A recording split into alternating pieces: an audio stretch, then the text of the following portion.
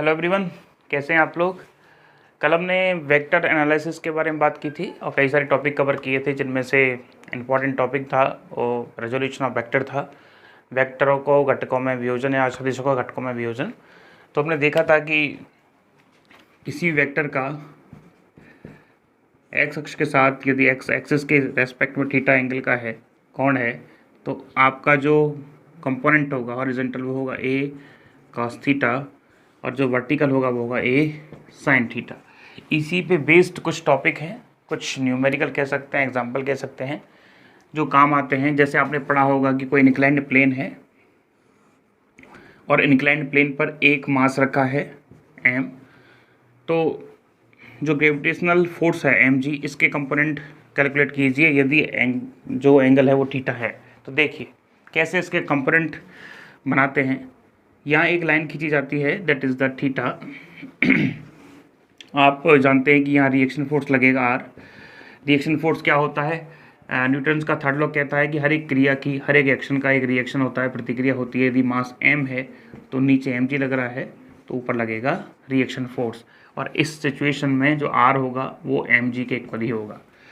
तो r जो है रिएक्शन फोर्स जो है वो परपेंडिकुलर लगता है सरफेस के, टचिंग सरफेस के। तो यहाँ जो सरफेस है वो ये है और इसके परपेंडिकुलर लगा रिएक्शन फोर्स। ये एंगल थीटा होगा। अब जानते हैं ये थीटा है, ये 90 है तो ये होगा 90 माइनस थीटा।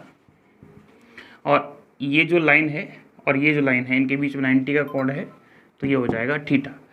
तो एम जी का इस डायरेक्शन में जो कंपोनेंट है वो होगा एम जी कॉस थीटा और इधर होगा वो होगा एम जी साइन थीटा। अब अगला क्वेश्चन ये भी है कि what is the component of reaction force, तो आप उसके भी कंपोनेंट बना सकते हैं। ये वापस इंक्लाइंड प्लेन है, ये कोई मास है दैट इज एम, और ये लग रहा है रिएक्शन फोर्स। नीचे लग रहा होगा ग्रेविटेशनल कांस्टेंट या ग्रेविटेशनल फोर्स, ये थीटा। इसको थोड़ा सा नीचे बढ़ाएंगे तो आप जानते हैं एंगल थीटा बनाया है अभी, और इसको ऊपर बढ़ाएंगे थोड़ा सा तो देखिए ये एंगल थीटा है। तो शीर्षाभिमुख अभिमुख जो कोण होता है ये एंगल भी थीटा होगा। आर का इस डायरेक्शन में कंपोनेंट होगा आर कॉस थीटा, आर का इधर जो कंपोनेंट होगा वो होगा आर साइन थीटा। तो इस प्रकार हम किसी भी वेक्टर का रेजोल्यूशन या किसी भी वेक्टर के घटक बना सकते हैं। एक और जो क्वेश्चन है बड़ा फेमस है, आप उसको देखिए, और ये आपको होमवर्क में दिया जाता है। चलिए देखो, बड़ा आसान क्वेश्चन है, करके बताइएगा।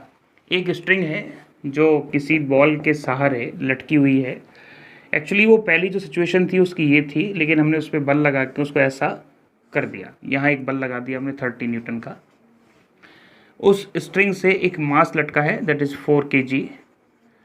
तो बताइए व्हाट इज़ द एंगल, और दूसरा what is the force of tension. आपको टेंशन फोर्स कैलकुलेट करना है। ये क्वेश्चन आपको घर के लिए दे दें तो ज़्यादा अच्छा रहेगा।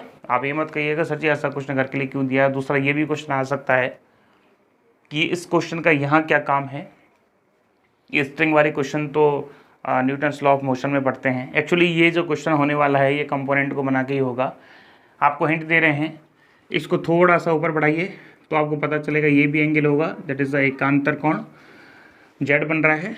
ठीक है, ओके ठीक है। चलिए टी का इधर कंपोनेंट क्या होगा जी, टी कॉस थीटा। इधर कंपोनेंट क्या होगा, T sine theta. T sine theta equal to होगा 30 डिग्री, 30 न्यूटन सॉरी, और T cos theta equal to होगा 4। नीचे लगने वाला जो फोर्स है वो है एम जी, एम जी लिख दीजिए, या जी इक्वल टू आप 10 ले लेना, और एम इक्वल टू 4 kg दे रखा है। ठीक है, आप दोनों का डिवाइड करके थीटा का वैल्यू निकाल सकते हैं, और टी साइन थीटा बराबर 30 न्यूटन से किसी भी एक इक्वेशन से टी का वैल्यू निकाल सकते हैं।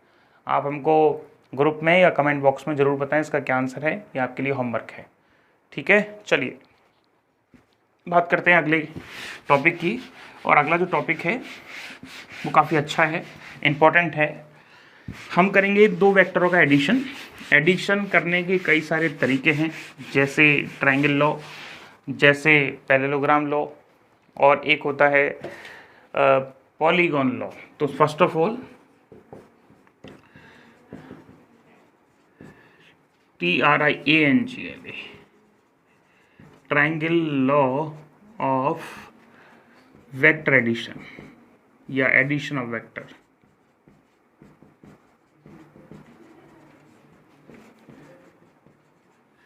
ये हमारा जो है टॉपिक है कि आपको वेक्टरों का एडिशन करना है, वेक्टरों को जोड़ना है। एक्चुअली ये जो रूल है वो 2 वेक्टर्स के लिए है। आप इस रूल से केवल 2 वेक्टर को ऐड कर सकते हो। वेक्टरों में पहला आपको जो दिया गया है वो ए वेक्टर और दूसरा जो वेक्टर दिया गया है वो है आपका बी वेक्टर। आपको इन दोनों वेक्टरों को ऐड करना है।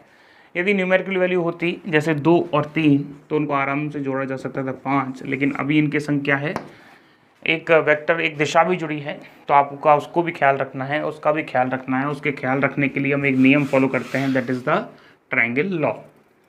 आपको क्या करना है, एक वेक्टर का ये होता है टेल और ये होता है हेड, तो वेक्टर बनाना है।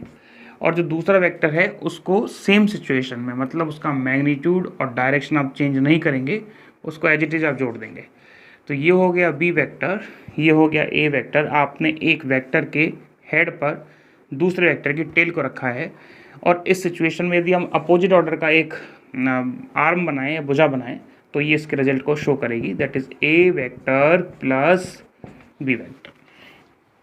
वापस समझा रहे हैं, किसी भी त्रिभुज की, ट्रायंगल की 2 भुजाएं, ठीक है, सेम ऑर्डर में है, समान क्रम में है या एक समान क्रम में है, तो तीसरी जो भुजा होगी वो इसके रिजल्ट को बताएगी और रिजल्ट जो होगा वो अपोजिट ऑर्डर में होना चाहिए, मतलब जो इसका तीसरी भुजा है वो उल्टी दिशा में होनी चाहिए। एक देखिए और क्लियर होगा, ये है आर वेक्टर, ये है ए वेक्टर और ये दे दिया आपको बी वेक्टर।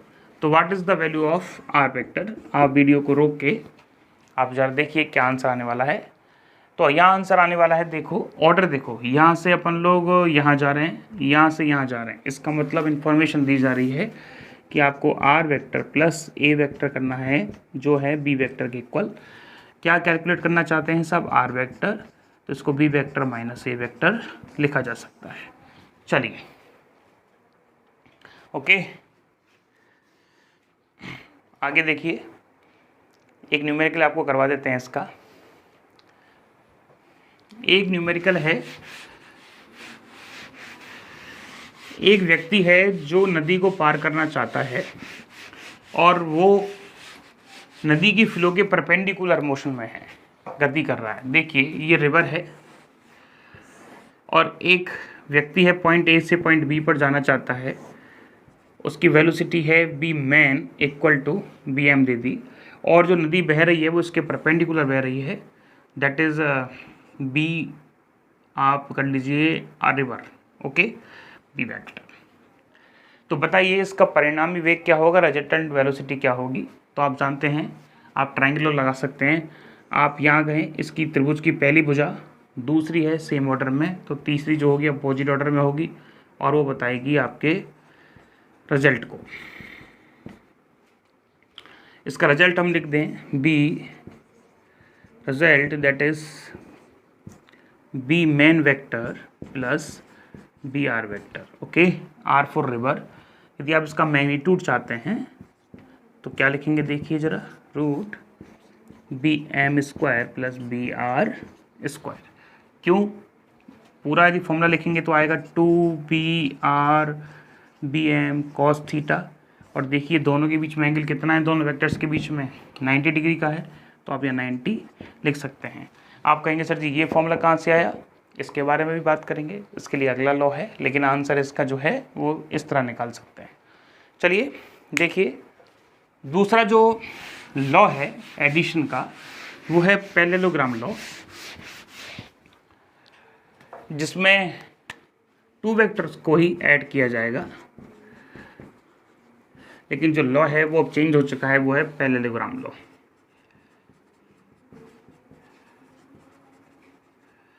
ठीक, इसमें क्या होता है कि एक पैरेललोग्राम बनाना पड़ेगा, एक समांतर चतुर्भुज बनाना पड़ेगा। देखिए एक वेक्टर आपको दिया है दैट इज ए वेक्टर और दूसरा वेक्टर दिया है आपको बी वेक्टर। आप इन दोनों को जोड़ना चाहते हैं तो पहला तरीका हमने बताया एज अ ट्रायंगल लॉ आप जोड़ें। दूसरा तरीका है कि इन दोनों भुजाओं को समांतर चतुर्भुज की पास पास वाली भुजा या आसन्न भुजाओं के रूप में व्यक्त करें। तो ये हो गया हमारा बी वेक्टर और ये हो गया हमारा ए वेक्टर, और हम मानते हैं कि इन दोनों के बीच का जो एंगल है वो है थीटा। तो ये रूल कहता है कि दो वेक्टरों को आपने इस वे में जोड़ा है, दोनों का टेल एक ही पॉइंट पे है, तो उनका जो रिजल्ट होगा इस डायगोनल को शो करेगा, विकर्ण को बताएगा। ये कहेंगे कि समांतर चतुर्भुज की दो आसन्न भुजाओं के रूप में दो वेक्टर्स को जोड़ा जाए तो इसका जो डायगोनल होगा, इसका जो विकर्ण होगा, वो हमारे रिजल्ट को बताने वाला है। हमने इस लाइन को ऐसे मिलाया तो आप देख रहे होंगे समांतर चतुर्भुज है, तो ये किसके बराबर होगा, बी वेक्टर के, और यदि हम इस लाइन को मिलाते हैं तो ये होना चाहिए ए वेक्टर के। जैसे ही आप एक लंब नीचे डालते हैं, परपेंडिकुलर नॉर्मल डालते हैं, तो देखिए ये एंगल है 90 का, आप क्या देखेंगे, ये है हमारा बी वेक्टर और ये है हमारा ए वेक्टर। इस वेक्टर को थोड़ा सा आगे बढ़ाएंगे तो ये नहीं कह सकते कि थीटा डिग्री है। ए वेक्टर बी वेक्टर के बीच में थीटा है, तो इसके बीच में और इसके बीच में भी थीटा है। इसका नीचे जो कंपोनेंट आएगा बी कॉस थीटा, इसका जो परपेंडिकुलर कंपोनेंट आएगा बी साइन थीटा, और ये परपेंडिकुलर जो कंपोनेंट है वो बराबर किसके होगा, इसके, that is B sine theta. इसको नाम दे देते हैं ओ पी क्यू आर। ठीक, चलिए आर की जगह एस दे देते हैं, आर तो हमारा रिजल्ट ले रखा है। तो बात करते हैं त्रिभुज ओ पी क्यू की, बड़े वाले त्रिभुज की। तो हमारा बड़े वाला त्रिभुज जो है वो ये है ओ पी क्यू, ये है आपका आर वेक्टर, ये दे रखा है बी साइन थीटा, ये दो भागों में डिवाइड है, एक तो बी कॉस थीटा और दूसरा है ए। हमने एक्चुअली क्या है कि इसका मैग्नीट्यूड लिखा हुआ है ए। तो आप क्या देखेंगे, ऐसा कीजिए, आप एक जानते होंगे पाइथागोरस प्रमेय, कर्ण का स्क्वायर बराबर आधार का स्क्वायर प्लस लंब का स्क्वायर, मतलब हाइपोटेनिस का स्क्वायर इक्वल टू बेस का स्क्वायर प्लस परपेंडिकुलर का स्क्वायर। तो हम क्या देखेंगे, देखिए R square equal to A plus, हमारा जो बेस है वो है A plus B cos theta complete O Q, A plus B cos theta का होल स्क्वायर प्लस, हाँ जी, हमारा जो परपेंडिकुलर कितना है बी साइन थीटा का स्क्वायर। ओके, बोलिए जी, A square B square cos square theta plus B square sine square theta. हाँ जी, इसका एक और रह गया है, वो आएगा 2ab कॉस थीटा। देखिए ए स्क्वायर, पहला जो सेकंड टर्म है और लास्ट टर्म है उनके बीच में बी स्क्वायर कॉमन आ रहा है, और sine square theta plus cos square theta equal to 1, क्या बच गया 2ab कॉस थीटा, ये इक्वल टू है आर स्क्वायर के। और यदि आर कैलकुलेट करेंगे तो आप लिख सकते हैं A square plus B square plus 2ab cos theta. ठीक है, ये क्या है आर, आर हमारा है हमारा रिजल्ट जो दो वेक्टरों के एडिशन के रूप में प्राप्त हुआ है। ठीक है, आर वेक्टर। ओके, देखिए थीटा एंगल है बी वेक्टर और ए वेक्टर के बीच का, और हम मानते हैं कि ये जो कोण है वो अल्फा है, ये जो कोण है वो अल्फा है, मतलब आपका जो रिजल्ट है और आपका जो पहला वेक्टर है इसके बीच का कोण कितना मान लेते हैं, अल्फा। तो यहाँ पर tan अल्फा भी कैलकुलेट की जा सकती है। आपसे पूछा जाए कि रिजल्ट निकालिए तो आप आर निकालेंगे, आपसे पूछा जाए कि आपके रिजल्ट का या परिणामी का डायरेक्शन निकालिए तो आप निकालेंगे tan अल्फा, और tan अल्फा होता है y अपॉन एक्स या परपेंडिकुलर अपॉन बेस। परपेंडिकुलर कितना है जी, b sine theta upon base कितना है a plus B cos theta. यहाँ से आप अल्फा कैलकुलेट कर सकते हैं। तो ये जो डायग्राम है दो बातें हमको समझा रहा है, दो बातें बता रहा है। पहली, आपके रिजल्ट का जो मैग्नीट्यूड है वो कैसे कैलकुलेट करोगे, दूसरा डायरेक्शन कैसे कैलकुलेट करोगे। चलिए एक न्यूमेरिकल ले लेते हैं, उससे एकदम क्लियर हो जाने वाला है कि क्या समस्याएं हैं और क्या समझ में आया, क्या समझ में नहीं आया। चलिए न्यूमेरिकल से पहले हम ऐसा करते हैं, कुछ स्पेशल कंडीशंस लिख लेते हैं जो हमारे बहुत काम की हैं और जिससे हमें कुछ न्यूमेरिकल करने में भी सहायता मिलेगी। हम सब लोग जानते हैं कि हमारा जो रिजल्ट आया वो आया r equal to root A square plus B square plus 2ab cos theta. First of all if यदि थीटा इक्वल टू 0 डिग्री, मतलब हमारे जो दोनों वेक्टर हैं वो सेम डायरेक्शन में हैं, तो इस सिचुएशन में जो r होगा वो मैक्सिमम होगा और आप निकाल सकते हैं। देखो ए स्क्वायर लिखेंगे, बी स्क्वायर लिखेंगे, 2ab और cos 0 करेंगे तो वो 1 के इक्वल है, तो इसको लिखा जा सकता है फिर a प्लस बी का होल स्क्वायर रूट, और ये r मैक्सिमम आ सकता है, that is a plus B. Similarly theta equal to 180 होगा, मतलब जो हमारे दोनों वेक्टर हैं वो अपोजिट डायरेक्शन में हैं, तो इस सिचुएशन में क्या होने वाला है, r जो होगा वो मिनिमम मिलेगा और वो होगा a माइनस बी के इक्वल। आप कैलकुलेट कीजिएगा। बात करते हैं थर्ड कंडीशन की, यदि थीटा इक्वल टू कैसा हो, 90 हो, मतलब दोनों जो वेक्टर हैं वो परपेंडिकुलर हैं, तो इस सिचुएशन में हमारा जो r मिलेगा वो r मिलने वाला है ए स्क्वायर प्लस बी स्क्वायर, बाकी का जो 2ab cos थीटा है 90 लिखेंगे, ये 0 हो जाएगा, तो बचेगा ए स्क्वायर प्लस बी स्क्वायर। ठीक है, ये कंडीशन आप नोट कीजिएगा। इन्हीं कंडीशनों से रिलेटेड जो है एक न्यूमेरिकल हम आपको करवाते हैं। देखिए आपको क्या है कि क्वेश्चन में दिया गया है 3 वेक्टर्स, ए वेक्टर, बी वेक्टर और सी वेक्टर, और इनका वैल्यू दिया गया है, 4 कॉम्बिनेशन बनाए हैं। पहला कॉम्बिनेशन जो है वो है 10, 20 और 30। सेकंड है 20, 40,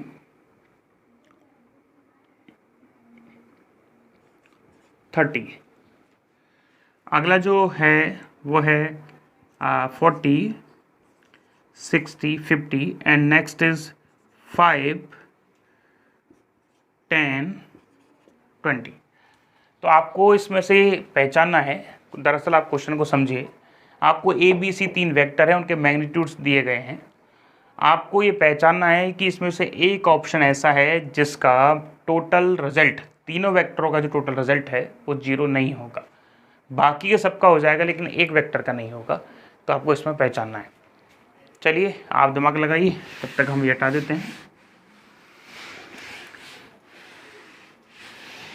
हाँ जी, देखिए 2 वेक्टर हैं ए और बी, इन दोनों को यदि हम किसी भी तरह से किसी भी एंगल पे ऐड करें तो कुछ ना कुछ रिजल्ट आने वाला है। तो इन क्वेश्चनों को करने का तरीका क्या होता है, सबसे पहले हम 2 वेक्टर्स का मिनिमम देखते हैं कि हमारा मिनिमम रिजल्ट क्या मिलने वाला है। 2 वेक्टर्स भी हमारे पास हैं, तो मिलता है R minimum equal to A minus B, और आर मैक्सिमम कितना मिलेगा, आर मैक्सिमम मिलेगा ए प्लस बी। बताया समझ में? 2 वेक्टर्स को लीजिए 10 और 20, तो मिनिमम कितना है 20 माइनस 10 कितना है 10, और मैक्सिमम कितना है 30। इसका मतलब ये है कि इन दोनों वेक्टर्स को हम 0 डिग्री के कोण पे रखें तो आपको रिजल्ट क्या मिलेगा 30 डिग्री का, सॉरी 30 न्यूटन का। यदि ये सारे वेक्टरों का यदि आप जो यूनिट है वो न्यूटन मान लेते हैं, तो 10 और 20 को आपने ऐसे रखा है कि इनके बीच का एंगल कितना हो गया जी 0 डिग्री, और आंसर मिल रहा है आपको 30 न्यूटन। फॉर एग्जाम्पल इस 30 न्यूटन की डायरेक्शन ये डायरेक्शन है, तो आप अपने अगले वेक्टर को इस डायरेक्शन में रख दीजिए, आपका आंसर 0 आ जाएगा। मतलब पहला ऑप्शन आपको 0 दे सकता है। दूसरा तरीका 20 और 30 को चेक कर लीजिए, 20 और 30 का जो मिनिमम है वो 30 माइनस 20 10 है, तो आप उनको 180 डिग्री कोण पे रखिए, आपको रिजल्ट 10 न्यूटन मिलेगा। इसको अपोजिट रख दीजिए, आपका आंसर 0 मिल जाएगा। तो कहने का मतलब चेक कैसे करेंगे, यदि हमारा जो वेक्टर है, फॉर एग्जांपल हम कॉम्बिनेशन बना रहे हैं ए और बी का, तो आपको ए प्लस बी मैक्सिमम है, तो या तो इससे छोटा हो या इसके बराबर हो, कौन सी, और सी या तो इक्वल हो या बड़ा हो किससे, ए माइनस बी से। यदि आप ये सिचुएशन बना पा रहे हैं तो आपका आंसर जो है वो 0 नहीं होगा, सॉरी 0 हो जाएगा। देखिए 20 और 40, मिनिमम कितना है जी 20, मैक्सिमम कितना है 60। मिनिमम कितना बताया आपने 20 और मैक्सिमम कितना बताया आपने 60। तो इसका मतलब हमारा जो सी वेक्टर, सॉरी हमारा जो सी वेक्टर है 30 इनके बीच में बिलोंग करता है, तो इसका मतलब आपका आंसर 0 होने की संभावना है। बात करें यदि 40 60 की, तो मैक्सिमम बन रहा है 100 और मिनिमम बन रहा है 20, तो 50 इसमें बिलोंग करता है, इसका मतलब ये भी 0 हो जाएगा। बात करें डी कंडीशन की, 5 और 10 15, 5 माइनस 10 5 प्लस 10 आया 15 और मिनिमम कितना आ रहा है 5, लेकिन 20 इन दोनों के बीच में नहीं आ रहा, मतलब मिनिमम आ रहा है 5 और मैक्सिमम आ रहा है आपका 15, लेकिन 20 यहाँ नहीं आ सकता। तो ये जो ऑप्शन है वो करेक्ट होगा। इसका मतलब ये जो तीनों कॉम्बिनेशन है वो आपस में मिलके कभी भी 0 का कॉम्बिनेशन नहीं बनाएंगे, या कहें इन तीनों वेक्टरों का जो रिजल्ट होगा वो कभी भी 0 नहीं आ सकता। आपको याद होगा जब हमने समतलीय सदिश पढ़ाए थे तो ये लिखा था कि 2 सदिश समतलीय होते हैं और 2 सदिशों को 0 होने के लिए समान दिशा और समान परिमाण की आवश्यकता है। लेकिन ये भी बताया था कि हमारे पास 2 असमान सदिश हैं और वो चाहते हैं कि 0 हो, तो इसके लिए ज़रूरी है कि आपके समतल में 3 सदिश होने चाहिए। तो तीनों सदिश हमने बना दिए समतल में। अब इनको 0 होने के लिए 2 को ऐसे एडजस्ट होना है वो तीसरी के अपोजिट डायरेक्शन में हो, तो आपका आंसर 0 हो सकता है। अब इन दोनों को एडजस्ट आप मिनिमम से मैक्सिमम तक कुछ भी कर सकते हैं, मतलब 0 डिग्री से लेके 180 डिग्री तक आप बीच में भी कोई एंगल बना सकते हैं। तो यहाँ जो कॉम्बिनेशन बन रहा है वो 0 और 180 का बन रहा है, लेकिन यहाँ जो कॉम्बिनेशन बन रहा है वो किसी एंगल का बन रहा है। ठीक है, आप ऐसे इस क्वेश्चन को कर सकते हैं। चलिए अगले क्वेश्चन की बात करते हैं। अगला क्वेश्चन भी बड़ा साधारण सा है, जिसमें आपसे ये पूछा गया है कि 2 वेक्टर्स के बीच में 60 डिग्री का एंगल है और 2 वेक्टर इक्वल हैं। ये वेक्टर 5 न्यूटन का है, दूसरा वेक्टर भी 5 न्यूटन का है, इनके बीच में 60 डिग्री का एंगल है। तो बताइए इनका रिजल्ट का जो मैग्नीट्यूड है वो क्या होगा, और दूसरा जो रिजल्ट बनेगा वो वेक्टर से कितने एंगल पे होगा, मतलब पहला जो वेक्टर है उससे कितने एंगल पे होगा, उसकी डायरेक्शन क्या होगी। तो चलिए इसका रिजल्ट होगा बीच में, ये बात तो तय रहा। और हम दिमाग से भी सोच सकते हैं कि यदि 2 वेक्टर इक्वल हैं, जैसे ये वेक्टर ए है, ये वेक्टर बी है, आप जानते हैं कि, और अच्छे से एक्सप्लेन कर लेते हैं इसको, ये वेक्टर ए है और ये वेक्टर बी है। उसने कहा है कि यदि ए वेक्टर, और अच्छे से बनाते हैं, चलो बिल्कुल समझ में आ जाएगा, ए वेक्टर और बी वेक्टर, यदि ए वेक्टर बराबर बी वेक्टर है, दोनों का मैग्नीट्यूड यदि बराबर है, तो आप खुद बता देंगे कि सर हमारा रिजल्ट होगा वो 45 डिग्री पे आएगा बीच में। दूसरी कंडीशन, यदि A vector is greater than B vector, मतलब पहला वेक्टर बड़ा है दूसरे वेक्टर से, तो आपका रिजल्ट ए की तरफ झुकेगा, आपका रिजल्ट यहाँ आना चाहिए। यदि इसका उल्टा कंडीशन है, ए वेक्टर छोटा है बी वेक्टर से, तो बी की चलेगी साहब, तो बी की तरफ आ जाएगा। तो ऐसे ही इस क्वेश्चन को देख के पता लग रहा है कि दोनों वेक्टर बराबर हैं, तो बीच में से निकलने वाला है, और जब बीच में से निकलेगा तो आधे आधे कर देगा दोनों तरफ, आधा उधर आधा इधर, तो आ जाएगा 30 डिग्री। ठीक, चेक कर लेते हैं सबसे पहले रिजल्ट।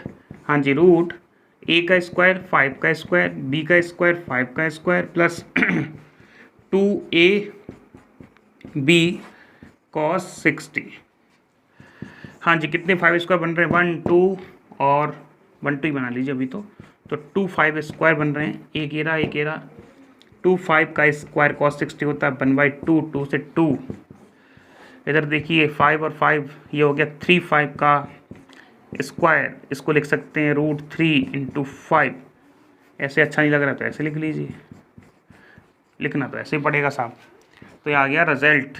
ओके, चलिए अब पूछ रहा है कि भैया कोण बता दीजिए, तो कोण का फॉर्मूला क्या कहता है, tan alpha = b sin theta और a + b cos थीटा। आपको ए और बी का पता नहीं चल सकता, इसमें बड़े हिसाब से क्वेश्चन लिया गया है, क्योंकि दोनों वेक्टर ही सेम है। मान लीजिए कि ये ए है, हो सकता है आगे आपकी मुलाकात ऐसे सदिशों से हो जो बराबर ना हो, तो आप उस कंडीशन में इसको मान लीजिएगा, बी इसको मान लीजिएगा। तो चलिए हम मानते हैं ए वो भी 5 है और बी कितना है, वो भी 5 है। कॉस थीटा कितना लिखेंगे सब, साइन थीटा साइन 60 कितना होता है, बीच वाला एंगल लेते हैं, ये तो हम कैलकुलेट कर रहे हैं। तो साइन 60 कितना होता है जी, √3/2, ये 5 और ये 5, हाँ जी, cos 60 कितना होता है 1/2। चलिए ऊपर आ जाएगा 5√3/2, नीचे आ जाएगा 10 15/2, कैंसिल आउट हो जाएगा, 2 से 2 कैंसिल, ये 3 तो आ जाएगा जी √3/3, इसको 1/√3 भी लिख सकते हैं। और ये चल रहा है tan अल्फा के इक्वल, अल्फा इक्वल टू क्या लिख सकते हो, यहाँ लिख सकते हैं 30 डिग्री। तो चलिए आंसर भी मैच कर गया और आंसर भी आ गया। चलिए आगे अगला क्वेश्चन करते हैं। अगला जो क्वेश्चन हम करवा रहे हैं आप ज़रा ध्यान से सुनिएगा, समझिएगा, बड़ा ही इंपॉर्टेंट क्वेश्चन है। हमारे जितने भी आरपीएससी के एग्ज़ाम सेंटर हैं, एक्चुअली आरपीएससी फर्स्ट ग्रेड में ये क्वेश्चन जो है 2 बार आया हुआ है, एक 2018 के पेपर में, एक 2015 के पेपर में, और आपकी प्रवक्ता परीक्षा जो यूपी पीजीटी की होने वाली है उसमें भी 2011 में पूछा गया है। तो चलिए इन सब के बारे में बात कर लेते हैं। ऐसा कौन सा प्रश्न है भाई आपके मन में चल रहा होगा, ऐसा क्या ले आए सर? बड़ा साधारण सा क्वेश्चन है, हर बार उसकी लैंग्वेज चेंज की जाती है। पहले तो सिंपल लैंग्वेज में बताया जाए कि 2 वेक्टर हैं साहब, ए वेक्टर और बी वेक्टर। हाँ जी, कोई नई बात नहीं है। नई बात यह है कि दोनों वेक्टरों का जो एडिशन है उसका मैग्नीट्यूड इक्वल है दोनों वेक्टरों के सब्ट्रैक्शन के मैग्नीट्यूड से। मतलब 2 वेक्टरों का योग का जो परिमाण है वो उसके अंतर के या घटाव के परिमाण के बराबर है।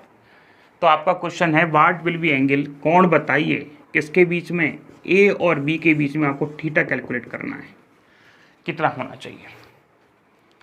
तो इस सिचुएशन में ये जो लैंग्वेज है ये आपके प्रवक्ता जो परीक्षा है 2011 उसमें आया है, प्लस आरपीएससी 18 में आया है जिसका पेपर 2020 में हुआ है। एक जो लैंग्वेज है जो आरपीएससी 2015 में पूछी गई है वो लैंग्वेज है 2 सदिश, उसमें ए और बी का नाम नहीं लिया, उसने कहा 2 सदिश हैं, 2 सदिशों का योग का परिमाण अंतर के परिमाण के बराबर है। तो बताइए उनके बीच में कौन हो सकता है, पूछ लिया 90, 80, 10 डिग्री, ये कई सारे पूछ लिए। तो ऐसे भी पूछ सकते हैं और वैसे भी पूछ सकते हैं। तो हम कैसे सॉल्व करेंगे, इसका परिमाण लिखिए जी, परिमाण लिख दिए।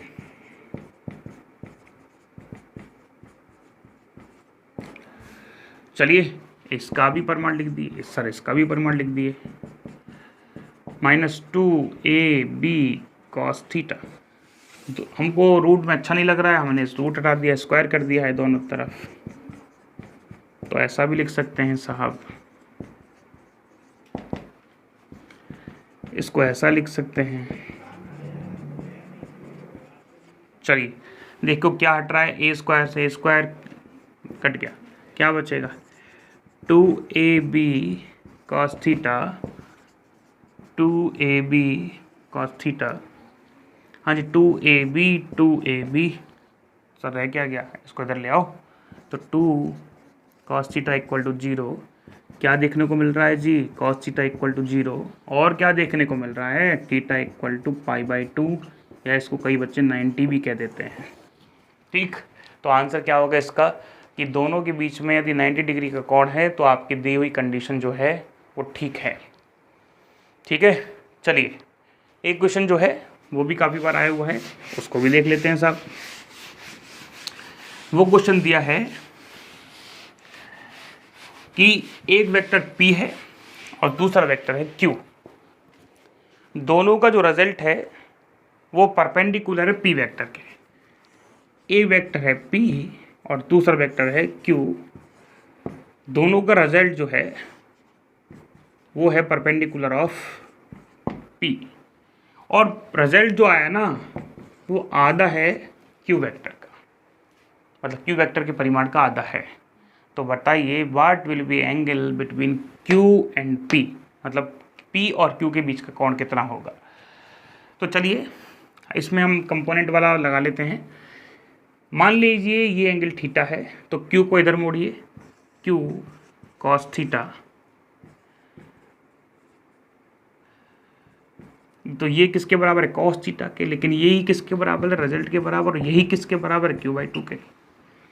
आप इसको इधर मोड़ेंगे तो ये लाइन किसके बराबर हो जाएगी, Q cos थीटा के। ये किसके बराबर है, R के बराबर, R किसके बराबर, Q/2 के।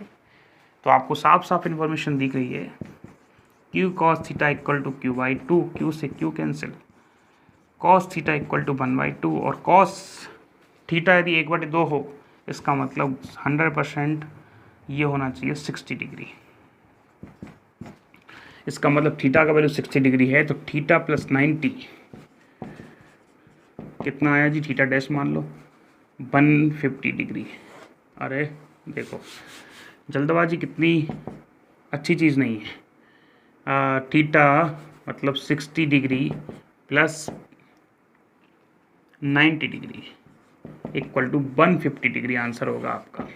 ठीक, चलिए अगला क्वेश्चन देखते हैं, अगला टॉपिक देख लेते हैं, बाकी का क्वेश्चन लास्ट में एक बार और ले लेंगे अपन लोग। या क्वेश्चन देखें, बताओ।